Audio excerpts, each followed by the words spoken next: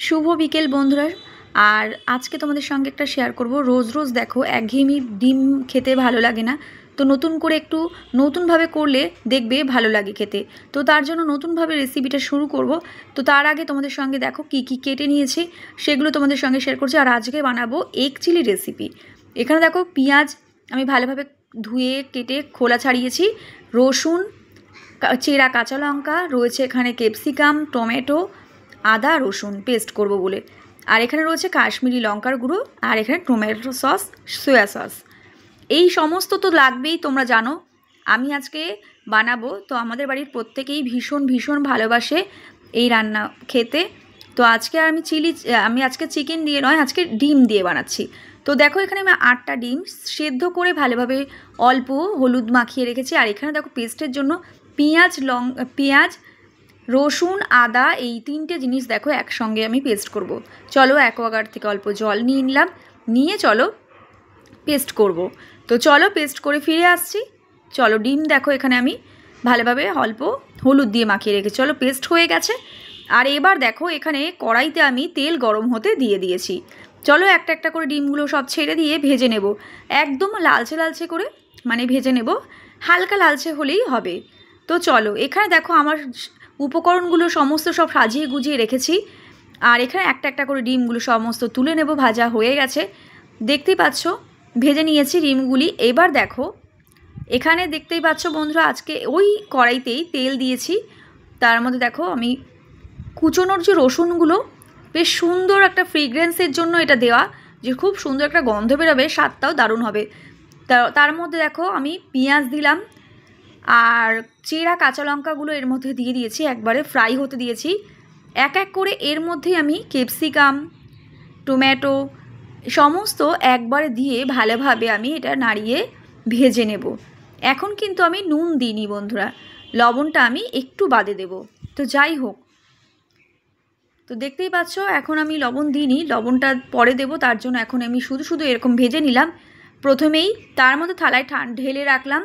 দেখো এটা আমি আবার পরে ব্যবহার করব। আর এখানে দেখো রিফাইন্ড অয়েল নিয়েছি, রিফাইন্ড অয়েল নিয়ে আবারও আমি কড়াইতে দেব গরম হতে। তো চলো সাদা তেল দিয়ে দিলাম।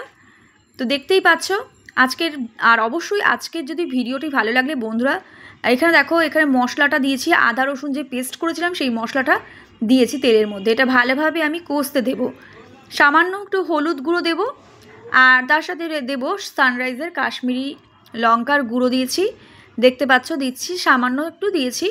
তো এটাকে ভালোভাবে আমি কষে নেব। কষে নেওয়ার পর চলো এক এক করে কিভাবে রান্নাটা করি সেটাই চলো দেখতে থাকো। সামান্য লবণ দিয়েছি মশলাটার মধ্যে। এবার ভালোভাবে এটাকে দেখো আমি হতে দেব, মশলা থেকে তেল ছাড়ার অপেক্ষা করব। আর তারপর দেব এখানে ভাজা ডিমগুলি। তো চলো গোটা গোটা ভাজা ডিমগুলির মধ্যে ছেড়ে দিয়েছি। তারপর দেখো ভালোভাবে কষে নিচ্ছে। আর তার মধ্যে আরেকটা ব্যাপার, ডিমগুলোর মধ্যে আমি একটু খুন্তিটা দিয়ে একটু মাঝখান থেকে কেটে কেটে দিয়েছিলাম, যাতে মশলাটা ভিতরে ঢুকে যায়।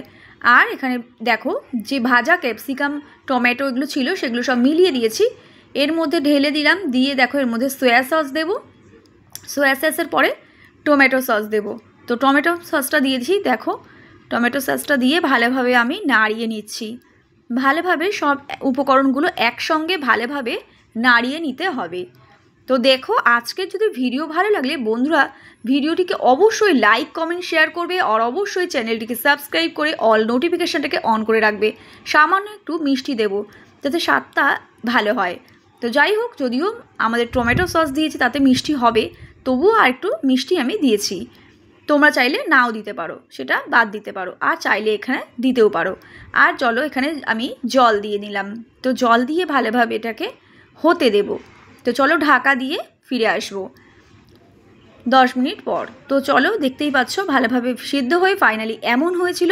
কেমন হয়েছে রঙটা বন্ধুরা, এত সুন্দর খেতে টেস্টি হয়েছিল বন্ধুরা, তোমাদের কি বলবো, ভীষণ ভীষণ ভালো লেগেছে আমাদের প্রত্যেকেরই বাড়িতে, সবাই বলেছে খুব সুন্দর হয়েছে রান্নাটা।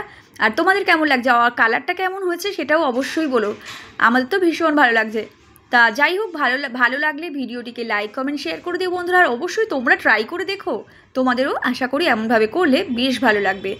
তো চলো শেষ করছি ভিডিওটি, সকলে ভালো থেকো, শুভ সন্ধ্যা, টাটা।